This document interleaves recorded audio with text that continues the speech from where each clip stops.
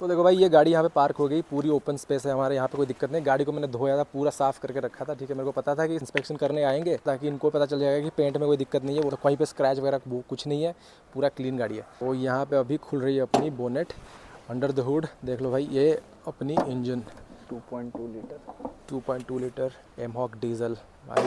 भाई पहले बता दो कि क्या क्या चेक करने वाले हो यहाँ सो बेसिकली ये प्री टेस्ट ड्राइव का चेक है, जिसमें हम चेक करेंगे गाड़ी की कूलेंट एक्यूरेट है नहीं है, इंजन ऑयल डिपस्टिक से चेक करेंगे इंजन ऑयल सही है नहीं है, उसके बाद बैटरी चेक करेंगे कि इससे जंप स्टार्ट ज़रूरी है या बैटरी परफेक्ट है। इन सब चीज़ों को चेक करने के बाद फिर हम गाड़ी की टेस्ट ड्राइव लेंगे, जिससे स्टेयरिंग, सस्पेंशन, ब्रेक्स, इन सब चीज़ों का पता चलेगा, ट्रांसमिशन वगैरह का, कि वो परफेक्टली काम कर रहा है नहीं कर रहा है। कर लो आप, फिर अब लेते हैं टेस्ट ड्राइव। ये इंजन ऑयल डिपस्टिक है, ये यहाँ से पूरा नीचे आपके इंजन के लिड में रहता है। और इसमें पता चलता है जैसे आपकी ये इंजन ऑयल है ब्लैक दिख रही है, ठीक है, दैट मीन्स अभी इंजन ऑयल आपका चेंज करने का टाइम आ चुका है, ठीक है। ये लेवल्स हैं, ये लो है एंड दिस इज़ मैक्सिमम। इन दोनों के बीच में होना चाहिए या ऊपर तक होना चाहिए, यहाँ तक होना चाहिए। इसके नीचे अगर गया है तो आपकी गाड़ी में इंजन ऑयल कम है, आपकी इंजन सीज हो सकती है। मेरा भाई अभी तो 20,000 का सर्विसिंग हुआ है। गाड़ी की चेम्बर, जो लोग बोलते हैं ना गाड़ी आगे से लगेगी चेम्बर फट जाती है, ये उसका कवर लगा हुआ है ताकि कोई पत्थर वगैरह उस पर हिट ना करे। दैट इज वो बहुत क्रूशियल होता है। तो अगर उस पर थोड़ी भी हिट होती है, क्यों बहुत गर्म होता है, पूरी इंजन ऑयल, जो इंजन पूरा ऊपर है, इसकी पूरी ऑयल इसके चैम्बर में रहती नहीं, तो वो चैम्बर से कोई लीकेज है नहीं है, तो वो चेक करने के लिए ये फ़ोटो होती है। ये हमारा OBD स्कैनर होता है, जो आपके इलेक्ट्रिकल जितने भी सेंसर्स है उसकी हमें यहाँ पे बता देगा कि आपकी सारी इलेक्ट्रिकल सेंसर्स वर्किंग है नहीं है, या कोई भी इलेक्ट्रिकल इशू है, जैसे आपका ABS फेल है या कुछ भी इशू है, तो वो हमें बताएगा। आपकी OBD स्कैनर होती है गाड़ी में, हर गाड़ी में होती है। यहाँ पे लग गई। हाँ, तो देख लो भाई गाड़ी के इंजन की आवाज़ सुन लो, क्या तगड़ी इंजन अपनी 2.2 लीटर एमहॉक। भाई इससे अच्छी इंजन और कहाँ है बताओ। टाटा का जो इंजन था फियाट से सोर्स करता है, ठीक है, पर वो इतना स्मूथ नहीं बनता भाई। ये जो डीजल इंजन अपना है ना, काफ़ी स्मूथ, काफ़ी तगड़ी, काफ़ी पावरफुल, टॉर्की इंजन। अंदर चल रही है इंस्पेक्शन, और अपनी भाई जो है वो इंस्पेक्शन कर रहे हैं, OBD स्कैनर लगा रहे हैं, तो पता चल जाएगा इलेक्ट्रॉनिक्स का कोई दिक्कत है तो वो पता चल जाएगा वहाँ पे। गाड़ी तो मेरी टॉप कंडीशन में है भाई, सबको पता है, आप सब मेरे व्लॉग्स देखते हो, गाड़ी मस्त भगाता हूँ, गाड़ी बहुत स्मूथ है, ठीक है। और जो क्या प्रॉब्लम है वो भैया बताएं, गाड़ी चलाएगी। भैया आपने कभी चलाया XUV 700 पहले? मैंने बहुत सारे XUV 700s की मतलब इंस्पेक्शन किए मैंने। एक कस्टमर थे, उनकी 6 महीने पुरानी सेम कलर की AX7L पेट्रोल थी। मैंने उनसे पूछा कि सर आप इतनी न्यू गाड़ी है क्यों बेच रहे हैं, कहीं रीलोकेट कर रहे हैं या कुछ रीज़न है? तो उन्होंने मुझे डायरेक्टली बोला कि ये गाड़ी तेल नहीं पीती, ये खून पीती है, 6 की एवरेज देती है। पेट्रोल का वही है भाई, पेट्रोल। उन्हें इतना रिग्रेट था इस बात का, उनका कहना था कि जब मैं शोरूम गया था इस गाड़ी को लेने, तो मैं जाते वक्त डायरेक्ट एक ही चीज़ बोला था कि मुझे इस शोरूम की सबसे महंगी जो गाड़ी है वो दे दो। और वो सबसे महंगी में वो पेट्रोल वाली उनके पास अवेलेबल थी, वो पेट्रोल लेकर आए और वो बेच के दोबारा से XUV 700 डीजल लिए। मेरा तो इसमें एवरेज निकल के आता है कभी कभी 17-18, अगर 80 पे क्रूज करोगे तो 20-21 में भी आया है। एक्चुअली महिंद्रा की इंजन्स का क्या है ना, डीजल का एक ग्रंट है। इसकी जो डीजल में जो आपको फीलिंग आती है ना, जो आप वो रेव करने से रोर करती है गाड़ी बेसिकली, और 2200 सीसी का टर्बो इंजन है, उसके बाद तो कुछ चाहिए ही नहीं। पेट्रोल में ज़्यादा BHP मिल जाती है, टॉप एंड उसका अच्छा मिलता है। डीजल में गाड़ी बोलती है बस मुझे भगाओ, लॉन्ग रन्स के लिए लोगे, और लॉन्ग रन्स के लिए डीजल इज द बेस्ट। भैया आप बताइए, ये देखो अभी चला रहे हैं, थोड़ा सा छोटा मोटा पॉटहोल्स आ रहा है, ठीक है, तो आपको लग रहा है कि यहाँ पे नॉइज़ आ रहा है सस्पेंशन का? सस्पेंशन में हल्का सा नॉइज़ है, जो मेरे हिसाब से अगर गाड़ी की वेट इतनी ज़्यादा है तो उसके हिसाब से इतना नॉइज़ होना चाहिए, और महिंद्रा में बाय डिफ़ॉल्ट है, बाकी आप बता सकते हैं स्टार्टिंग से है नहीं है। ये जो नॉइज़ है ना, ये नॉइज़ रहेगा, इसमें ये कुछ ख़राब नहीं हुआ है, या फिर ऐसा कुछ कभी मत सोचना कि ज़्यादा नॉइज़ हो रहा है तो मतलब ख़राब हो गया है, ऐसा नहीं है। स्कॉर्पियन में थोड़ा सा सॉफ्ट सस्पेंशन देकर रखा है, क्योंकि वो थोड़ा सा ऑफ रोडिंग के लिए भी, माइल्ड ऑफ रोडिंग के लिए भी यूज़ होता है। तो भैया आपने XUV 700 इंस्पेक्शन किया होगा पास्ट में, तो ऐसा कुछ आया है इशू, कभी बड़ा इशू, या फिर सारे XUV आपको मस्त मिले पूरा? XUV 700 कोई डीजल में जल्दी बेचना नहीं चाहता है, करेक्ट, क्योंकि ये गाड़ी उनको लग्जरी भी देती है, कंफर्ट भी देती है, कोई किसी चीज़ में कमी नहीं है। एक इंसिडेंट है, एक बिजनेसमैन थे and he is Mahindra lover. वो अपनी गाड़ी का सब कुछ एक चीज़ खुद से चेक करते हैं, और वो गाड़ी में एक स्क्रैच नहीं था, गाड़ी पूरी ओरिजिनल पेंट, गाड़ी में एक डेंट नहीं। Okay. सेल्फ ड्रिवन कार, किसी दोस्त को भी कभी चलाने नहीं दी।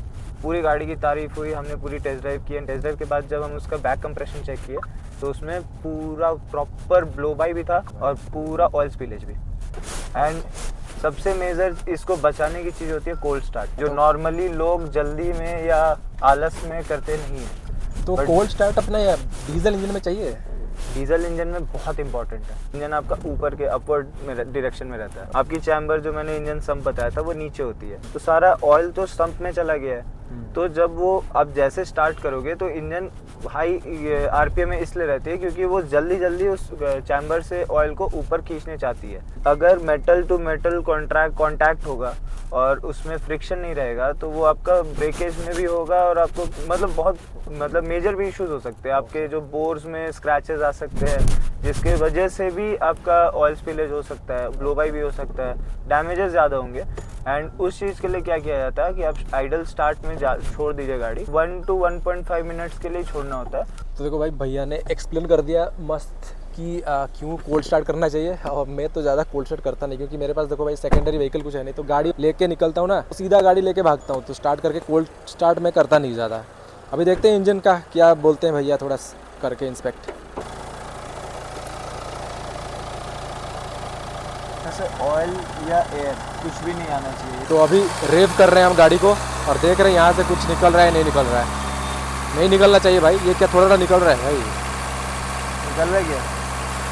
Basically this is known as engine oil spillage. Okay, back compression 2000 RPM और आइडल दोनों पे टेस्ट होता है। मेरी तो भाई फट गई सुन के कि ऑयल स्पिलेज, पर इतना कुछ मेजर नहीं है। भैया ने फिर बोला कि नहीं इतना मेजर कुछ नहीं है, वो थोड़ा थोड़ा निकलता है इतना, पर फिर भी मैं आज से स्टार्ट करूँगा भाई, कोल्ड स्टार्ट करना स्टार्ट कर लूँगा गाड़ी को, क्योंकि ऑयल स्पिलेज वैसा ये इशू नहीं चाहिए। इंजन में कुछ इशू नहीं चाहिए। मैं हर वक्त बोलता हूँ कि इंजन पे भरोसा है मेरा महिंद्रा को, तो इसलिए कहीं पे लेके चला जाता हूँ। बाकी एडास ख़त्म हो जाए, अपना स्क्रीन उड़ जाए, पूरा ब्लैकआउट हो जाए, कोई दिक्कत नहीं है, पर इंजन अच्छा रहना चाहिए भाई। ये हमारा एसी मीटर है। एसी की टेम्परेचर, आपकी कूलिंग आपकी कैसी हो रही, सही हो रही नहीं हो रही, आपकी कंप्रेसर सही से चार्ज हो रही है नहीं। एसी फिल्टर मैंने वैसे चेंज किया था अभी 20,000 किलोमीटर में, सर्विसिंग में किया था मैंने।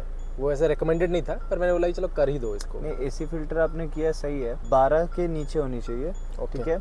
अगर 12 to 18 हुई तो ये इनइफेक्टिव है, और अबव 18 अगर आती है तो मतलब your AC is not working.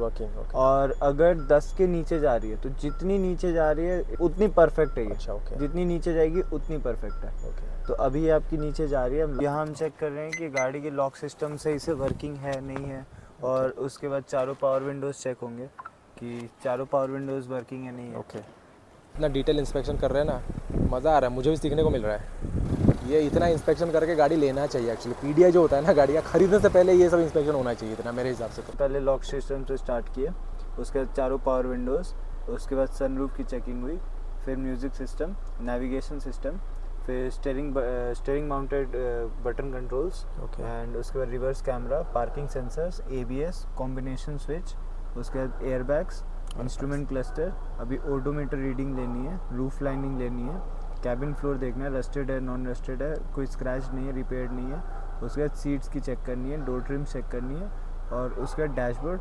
अभी जैसे ये आपका एप्रन हो गया, दोनों एप्रन के फ़ोटो, एप्रन लेग के फ़ोटो, आपका फायरवॉल का, काउल टॉप का, upper cross member, lower cross member, radiator support, इन सब चीज़ों की चेकिंग होगी कि ये सब एक्यूरेट नहीं है, किसी में कोई बेंड वगैरह नहीं है, कोई एक्सीडेंटल डैमेज नहीं है, या किसी में रस्टिंग नहीं है, या ये आपका ओईएम सीलेंट है जो फैक्ट्री से होके आती है, तो आपका सीलेंट तो डैमेज नहीं है।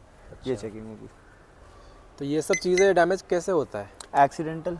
अच्छा, प्रॉपर एक्सीडेंट अगर बहुत ज़ोर से लगा होगा अंदर तो ही जाएगा। अगर जैसे यहाँ से गाड़ी हिट होती है, हाँ, तो यहाँ होता है आपका lower cross member, lower cross member damage होगा। लोअर क्रॉस मेंबर से और आगे गई तो ये आपका अपर क्रॉस मेंबर, ये भी डैमेज होगा। अपर क्रॉस मेंबर के बाद ये आती है एकदम स्ट्रेट, यहाँ से आती है एप्रन लेग, तो ये आपका एप्रन लेग डैमेज होगा। एप्रन लेग के साथ ये होती है आपकी एप्रन भी डैमेज हो सकता है, जिसमें आपका सस्पेंशन माउंटेड है। ओके। और अगर ये पूरा डैमेज हो गया तो इसकी पूरी जो असेंबली होती है उसे बोलते हैं टाइम मेंबर। अगर टाइम मेंबर हिट हुआ है तो वो डायरेक्ट इंजन पे जाएगी। ओके। मेरा एक ही लगा था, एक बार वो चेंज हुआ है। मेरा एक्सीडेंटल अगर हुआ है ना तो एक छोटा सा लगा था यहाँ पे, फेंडर लगा था। इसकी फेंडर्स तो फाइबर की है ना। हाँ, ये पूरा चेंज हुआ था वो। तो अभी पूरा बाहर से फ़ोटो ले रहे हैं, हर एंगल से अभी फ़ोटो लेंगे, ठीक है। आगे से पीछे से पूरे डोर्स का, बोनेट्स का, आगे ग्रिल और ऊपर से सब कुछ लेंगे, क्योंकि अंदर से तो अभी ले लिया, इंजन खोल के वहाँ से सारा कुछ फ़ोटोज़ ले लिया। अब यहाँ से देखो भाई कितने सारे फ़ोटोज़ ले रहे हैं, पूरा डिटेल इंस्पेक्शन चल रहा है अभी अपना गाड़ी का। गाड़ी में देखो कोई दिक्कत नहीं है, मैंने तो बता के रखा है, गाड़ी में कोई दिक्कत नहीं है। पेंट एकदम से ओरिजिनल पेंट, 1 साल ही गाड़ी में हुआ है, क्या ही दिक्कत है भाई, पेंट एकदम चमक रही गाड़ी, देख लो, ठीक। टायर का ये क्या चेक कर रहे हो भाई? ये टायर की डेप्थ है कि इसमें कितना बचा हुआ है अभी। तो ये 3.8 mm बचा हुआ है आपका टायर, यूजुअली 7 प्लस होता है। एंड यहाँ पे आप देख सकते हैं साइड वॉल पे क्रैक्स भी है एंड कट्स भी आ रहे हैं, तो टायर अब रिप्लेस करने का टाइम आ गया है भाई 25,000 में फ्रंट के 40,000 आता है, मैंने सुना था गाड़ी का। खतरनाक गाड़ी चला रहा हूँ मैं। थोड़े अच्छे हैं, 4 mm के, मतलब कि 40% अभी टायर इसमें बचा है। 24,000 किलोमीटर हुआ है अभी, 25,000 किलोमीटर में क्या ही टायर चेंज करूँ। फीडबैक थोड़ा बता दे गाड़ी के बारे तो में। बेसिकली गाड़ी की कंडीशन अच्छी है, जो ब्लो बाई देखा गया था वो नॉर्मल है, वो कोई मेजर ब्लो बाई नहीं है। पेंट से भी कोई मेजर कोई स्क्रैच है नहीं इसमें, नॉर्मल सॉइल मार्क्स है जो यूजुअली होती है। कोई डेंट्स नहीं है, सब कुछ एक्यूरेट है, कुछ भी इलेक्ट्रिकल भी खराबी नहीं है, कहीं ना मेजर स्क्रैच है ना कोई ग्लासेस चेंज्ड है, गाड़ी अभी तक ओरिजिनल है। थैंक यू भाई। ओके।